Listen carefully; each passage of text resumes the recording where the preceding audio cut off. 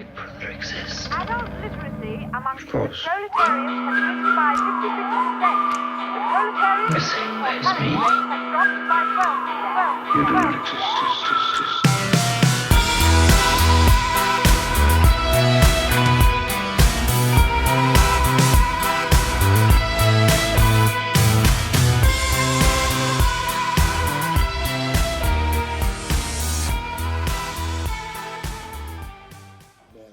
Dans les villages du coin, la présidentielle, c'est national. Ouais. Même à Passy. Même à Passy, oui. Alors, ce qui est frappant, c'est que dans les endroits où il n'y a pas d'immigrés, finalement, le problème de l'immigration prend un relief particulier. Dans les endroits où les gens côtoient des immigrés, finalement, il y a moins de vote Front National. Comme quoi, c'est vraiment un fantasme, c'est-à-dire plus on voit ces gens-là, moins on considère qu'ils peuvent être un danger pour nous. Plus on est en éloigné, plus on fantasme sur les éventuels... C'est quand même pas. Regardez Mantes.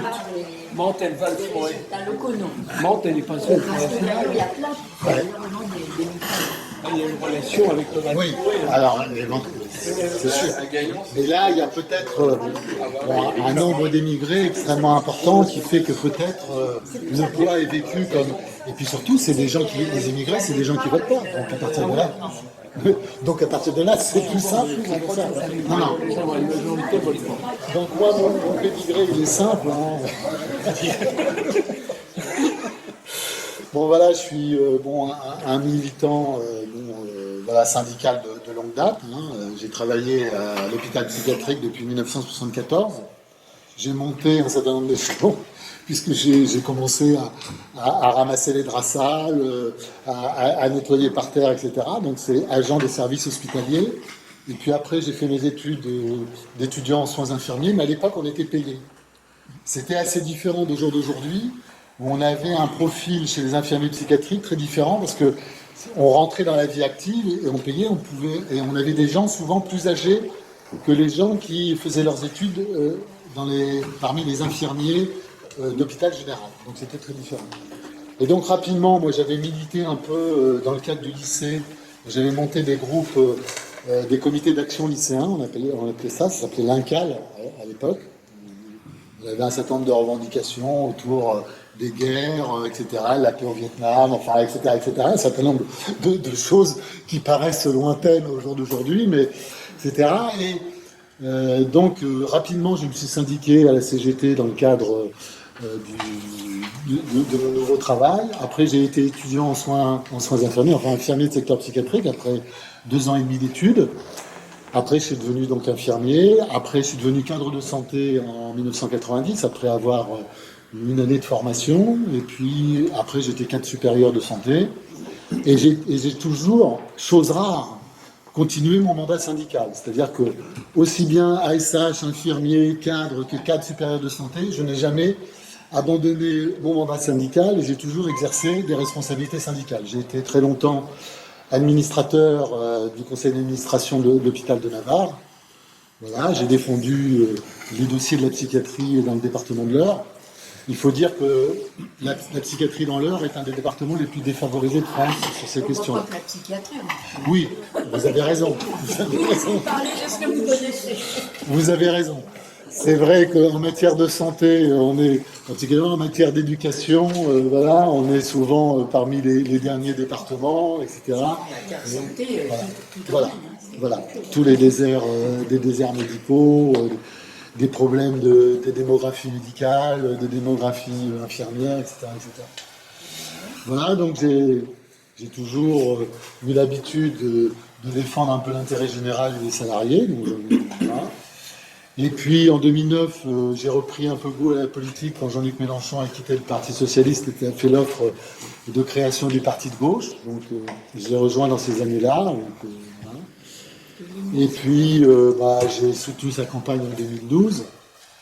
Et puis en 2017, tout naturellement, lors des assemblées de circonscription des Insoumis de l'Eure, il a fallu désigner des candidats. Donc il fallait désigner un peu des gens qui allaient porter les couleurs de la France insoumise. Et donc, j'ai été désigné par les Insoumis de l'Eure pour représenter la première circonscription. c'est pas spécialement quelque chose qui m'enchantait, mais il fallait bien que quelqu'un y broque, en quelque sorte. Et c'est comme ça que, voilà, au jour d'aujourd'hui, je me trouve représenter France Insoumise dans cette première circonscription. Nathalie Pacouré étant, et on fait une campagne assez commune parce que Évreux étant coupé en deux, la première et la deuxième circonscription, on fait une campagne commune et similaire. D'autant plus que nous défendons un programme qui est le programme qu'a défendu Jean-Luc Mélenchon, qui est l'avenir en commun.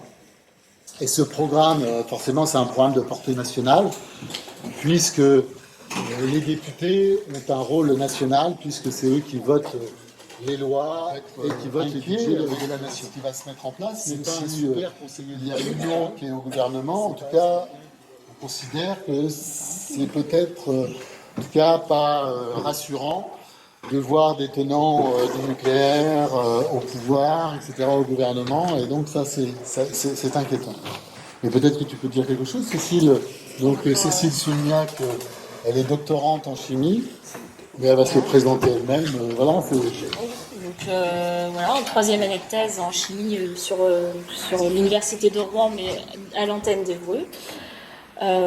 Moi, oui, ce qui me tenait vraiment à cœur dans le programme de l'avenir en commun, c'est cette règle verte, parce que j'ai fait des études sur la chimie verte, justement, sur comment mieux respecter l'environnement, mais tout en gardant quelque chose qu'aujourd'hui nous est indispensable, par exemple tout ce qui est plastique. Aujourd'hui, est-ce qu'on peut s'en passer? C'est difficile à dire, mais on peut peut-être trouver des solutions alternatives, et si c'est dans la loi, dans les choses que nos politiques proposent, peut-être que les industriels vont prendre le mouvement et ça marchera mieux. Mais il faut si nos politiques proposent quelque chose, il faut que ça vienne de nous, quoi, du peuple, quoi.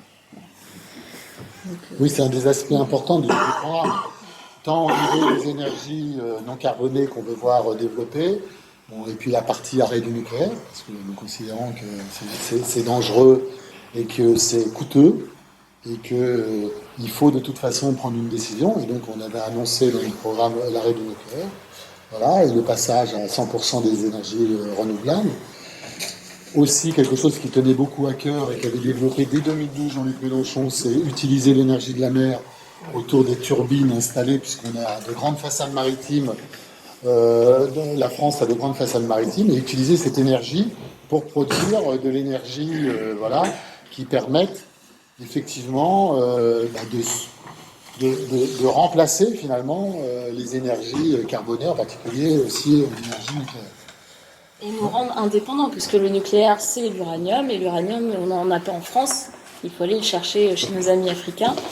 Où on fait des guerres, des fois, voilà. Où on les colonise, où on les rend dépendants de nos produits, où on installe des dictateurs, voilà, où on installe, etc. Où on a des grandes sociétés multinationales qui ne payent pas d'impôts, ou qui en payent, en tout cas, pas la hauteur de ce qu'ils devraient en payer, et qui exploitent les sous-sols des pays du Maghreb ou africain. Moi, je voulais parler d'écologie, si on abordait le problème en revenant à l'Europe. L'écologie, ici, sur le terrain, c'est la protection des riverains aux pesticides. Oui. C'est un problème de base. Et donc, quand on faisait, excusez-moi, j'ai la gorge, on faisait les cafés citoyens, la majorité des gens qui viennent au café citoyen à Chambray, on parle d'écologie, on parle des pesticides, on veut discuter avec les cultivateurs, ce qui est très difficile. C'était très difficile. À l'époque, il y avait coincé, il s'appelle Longre, le maire de Passy. Il me dit, ouais, vous inquiétez pas, on va faire des réunions avec les agriculteurs, entre les riverains et les agriculteurs. Je dis, ok, j'ai vu la réunion, bien sûr. Mais pour les gens, le problème de terrain, à cette échelle-là, c'est cette bagarre. Et comment on arrive à faire des contacts avec les agriculteurs, on y arrive. Hein. Là, le 2 juin, il y a un agriculteur qui vient au café citoyen Chambray, qui est d'Irville, et lui, il a pris déjà le changement de méthode. Hein. Est-ce que je peux me permettre d'en parler à Pierre Zimmermann pour éventuellement qu'il puisse aller à ce café citoyen? Venir, c'est pas gênant. C'est pas le 2 juin au café tabac de Chambray, chez Bouille, chez Barbouille. Chez Barbouille. Il est fort celui-là. Chez Barbouille. Léon, là, il fait un truc. Oui, alors on a un ami qui se bagarre justement dans le chez les agriculteurs, il a constitué un groupe hein, où les gars ils travaillent, dont le gars d'Irville, il commence un peu à avancer là-dessus. Donc c'est intéressant. Mais hier au marché, justement, on a eu un échange un peu vif avec un agriculteur qui défendait une agriculture extrêmement productiviste, etc. Bien sûr. En terrain, des subventions, ils sont etc. piégés avec l'agrochimie. Ouais. Hein, ils n'arrivent pas. Ils sont Voilà. piégés, ils ne peuvent plus en sortir. Mais c'était violent, hein, le discours. C'était violent. Hein. Chez Bayer, ils font les graines, ils font les pesticides. Donc, si les agriculteurs veulent que leurs graines poussent, ils sont obligés d'utiliser leurs engrais, leurs pesticides et tout ce qui va avec. Ils font les médicaments pour soigner l'humanité. Et voilà, Voilà, nous on mange les voilà, produits. la boucle est bouclée. Absolument, absolument. C'est effrayant, ces multinationales qui finalement... On a vu un Il y a de la médecin. résistance au niveau des agriculteurs parce qu'il y a beaucoup de préjugés. Parce que ça fait longtemps, parce qu'ils sont engrainés là. C'est comme ça qu'on aura appris à faire aussi, c'est ça. C'est très difficile Ouais, de absolument. mauvaise récolte. Alors, il y en a qui sont de bonne volonté, parce que quelques-uns ils sont de bonne volonté, mais moi je fais comment? Bien sûr. Alors ils sont coincés, alors qu'est-ce qu'on peut faire pour cette carrière? Parce qu'au niveau local, on peut faire des choses. Déjà, empêcher à Mini, moi j'ai encore vu contre les pesticides, les herbes folles des trottoirs. Ouais. Ça, ça me sort par les yeux. Ouais. Mais comment faire pour y aller en douceur? Parce sûr. que ça commence par ça aussi. On a dans le programme beaucoup de propositions, par exemple pour revenir à l'échelle locale, pour que ça soit cultivé et consommé localement, les produits, passer à une agriculture paysanne. Donc aider les aides pour les AMAP, entre guillemets, c'est des associations, mais voilà, généraliser ce système-là, Circuit court. circuit court, et proposer aux agriculteurs de se dire, plutôt que d'avoir des grandes parcelles où vous devez avoir des gros camions, des grosses quantités de produits chimiques, partez sur des plus petites parcelles et sur des techniques qui permettent de mieux produire, telles que la permaculture, qui permet d'avoir des rendements beaucoup plus importants sur des petites parcelles et sans utiliser d'intrants. Il y a plus de travail, mais du coup, ça crée de la manœuvre. Et voilà, Les ça gens va peuvent donner réfléchir. Ils ont moins d'investissement en pesticides et produits. hein. Ouais. L'équilibre se fait un peu là-dessus. Voilà. Ça Un nécessite peu un moins vrai de production, mais ça. Il faut aller dans les lycées agricoles, leur apprendre ces nouvelles Mais c'est méthodes. vrai, comme vous disiez, c'est sans doute un changement fondamental et que c'est difficile parce que ça fait des dizaines d'années que ce système de plus produire, etc., 3 générations, donc ça fait 60 ans. Voilà. Et donc, pour changer cet ordre des choses, effectivement, pour lutter contre ce qui paraît Ça soit naturel, les lycées agricoles. parce que moi, Pour être concret, je pense qu'il y a des gens, il y a des agriculteurs qui ont déjà changé. Il y en a sur Olivier, on les rencontre sur des marchés, marché de Passy, marché Béni, etc. Sur les Dreux également. C'est eux peut-être qui peuvent parler et faire passer le message à leurs collègues qui n'ont pas encore passé le pas. Parce que nous, forcément, on n'est pas dans l'agriculture et souvent ce qu'on nous entend dire, oui, mais vous ne connaissez pas le métier. Ce qui n'est pas faux. Oui, oui, Mais bien sûr, bien sûr. donc, c'est peut-être en les réunissant, en arrivant à réunir ces gens-là entre eux, qu'on pourrait nous se joindre et avoir aussi des agriculteurs. Par contre, à l'échelle nationale, ça nécessite financièrement un gros accompagnement parce qu'ils ont des terres qui sont mortes. Je veux dire concrètement, hein. Et faire revivre une terre, c'est plusieurs années de travail avant que les mecs réussissent à récupérer un niveau de production qui soit on a mis viable. des quoi. engrais et tout. Donc pendant ce temps-là, les mecs, il va falloir, faut réussir à les aider parce qu'effectivement, ils n'ont aucune chance de vivre sinon quoi. Ça aussi, ça fait partie des niquettes que les gars ils expliquent pas parce qu'ils vont pas vous dire qu'ils ont peur, mais je pense que, concrètement, ils ont raison d'avoir des questions quoi. non, puis ils vivent des subventions européennes aussi, justement, à la productivité, à mettre des engrais, etc. Plutôt que d'avoir des subventions pour les pertes et les maladies, autant avoir des subventions Bien sûr. pour faire plus simple. Et ils avaient deux idées principales à l'intérieur du programme de la France Insoumise.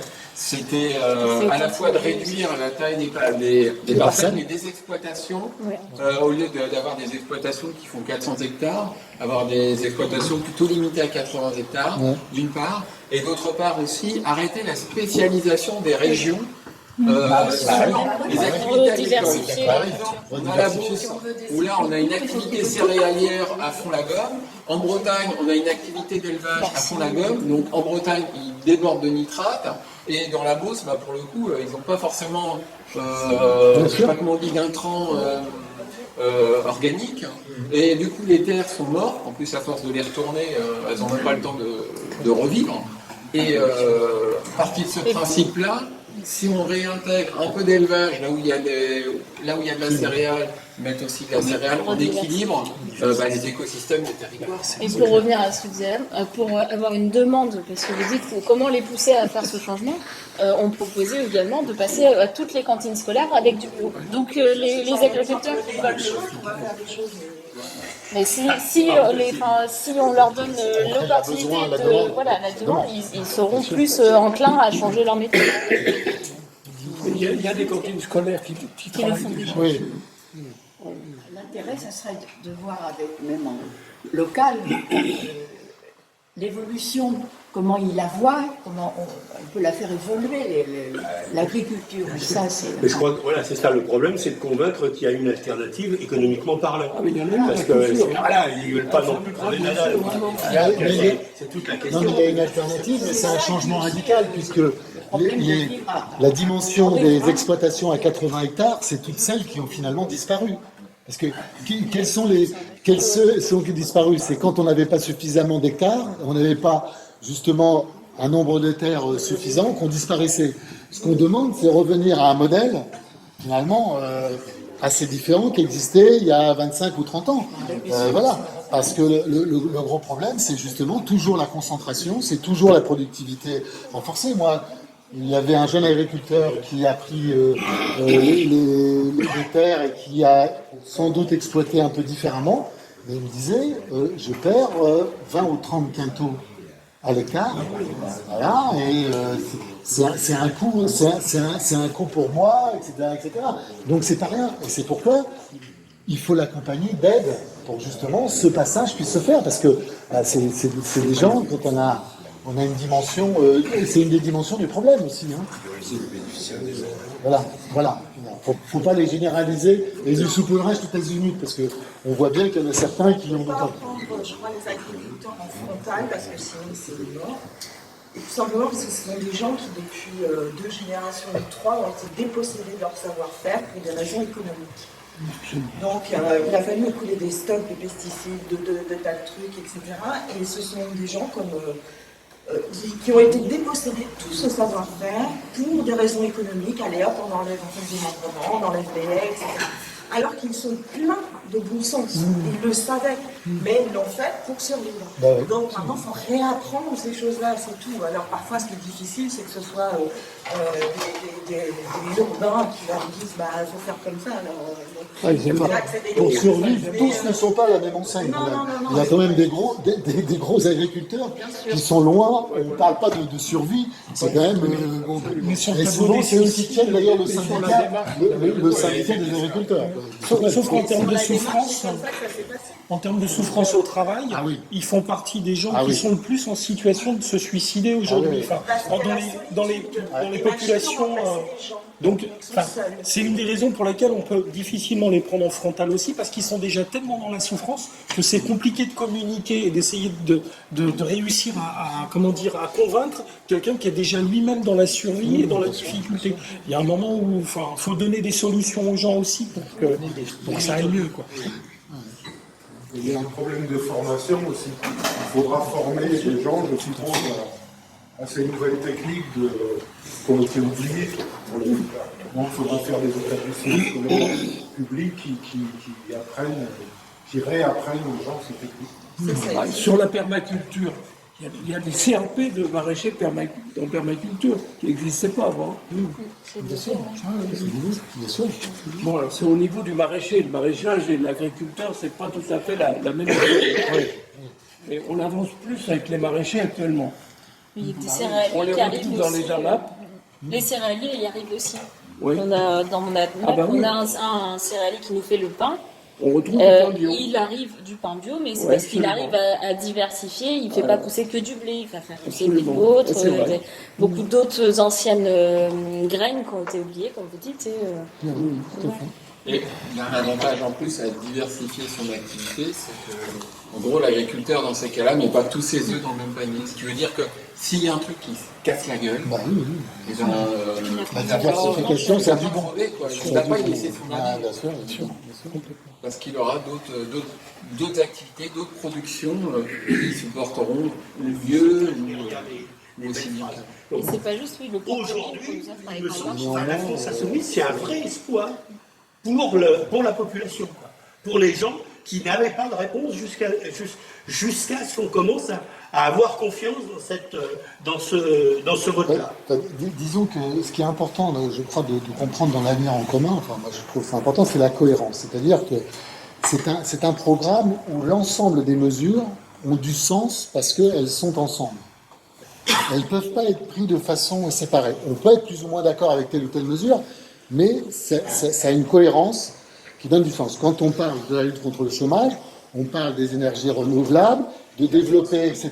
C'est la création d'emplois, c'est les créations d'emplois dont on a besoin. On reconvertit les gens du nucléaire, forcément, qui n'auront plus de travail, mais il y aura du travail parce qu'il faut s'assurer que les déchets nucléaires, ça ne soit pas source, et c'est compliqué, comment démontrer, etc. Donc on voit bien qu'on fait des propositions et que tout ça, c'est un tout. Quand on fait des propositions de l'agriculture paysanne et des circuits courts, on propose des nouvelles créations d'emplois. Quand on propose des nouvelles formations, on propose des gens, effectivement, qui vont aller vers des métiers qui vont prendre de l'importance et qui vont donner du sens et qui vont créer des emplois. Donc, on est dans de la haute technicité, on est dans de la matière grise qui avance. Voilà, absolument. On est dans une volonté Ingénierie, clairement. etc. C'est ça. Voilà. Et à l'international, on est dans quelque chose qui va se vendre. C'est pas. Et en plus, ce qui est proposé, alors en utilisant comme matière la relance écologique, l'aspect écologique justement, mais c'est de la relance keynésienne, c'est même pas un truc de gauchiste. Non, absolument c'est un pas. truc qui date des années 30, qui a été introduit pour relancer les États-Unis qui étaient en crise, justement, en crise à cause du capitalisme, d'une part, et d'autre part, c'est des trucs aussi. La relance, c'est ce qui a été utilisé après-guerre pour reconstruire la France. Bien sûr. Et ça a fonctionné, Donc, et c'était pas des gauchistes qui étaient blanches. C'est pourquoi on réclame de réinvestir 100 milliards, justement, pour recréer la richesse et une dynamique économique. Et c'est autour de ça aussi que se construit le programme. C'est-à-dire que c'est un tout. Et puis la renégociation des traités européens, parce qu'on ne peut plus être simplement dans le libéralisme et dans la concurrence libre et non faussée, parce que c'est extrêmement dangereux et mortifère, parce qu'on voit bien à quoi ça nous mène, la compétitivité règne, etc. Elle est faussée en réalité. Ah bah, c'est ça. C'est qu'on dit qu'elle n'est pas faussée. Elle est totalement faussée, c'est bien le problème. La concurrence libre et non Oui, faussée. mais le traité, il dit ça. Il dit que c'est la concurrence libre et non faussée. Oui, mais curieusement, c'est l'expression qui est passée dans Les les centaines, c'était chaotique. Pierre Normand pour qui? Levez le doigt. Pierre Normand. Ah oui,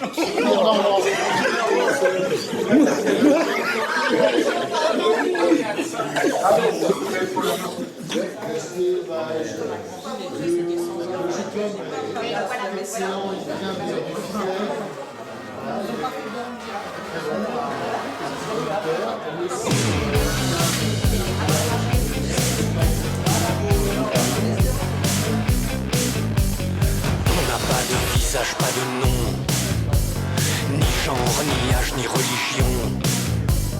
On vient de partout et de nulle part. Notre deuil est notre étendard. Qu'on soit seul, qu'on soit cent, qu'on soit mille, on vient pour défier l'ordre civil. On n'a peur de rien ni de personne quand notre chant résonne. Car notre sang bleu et noir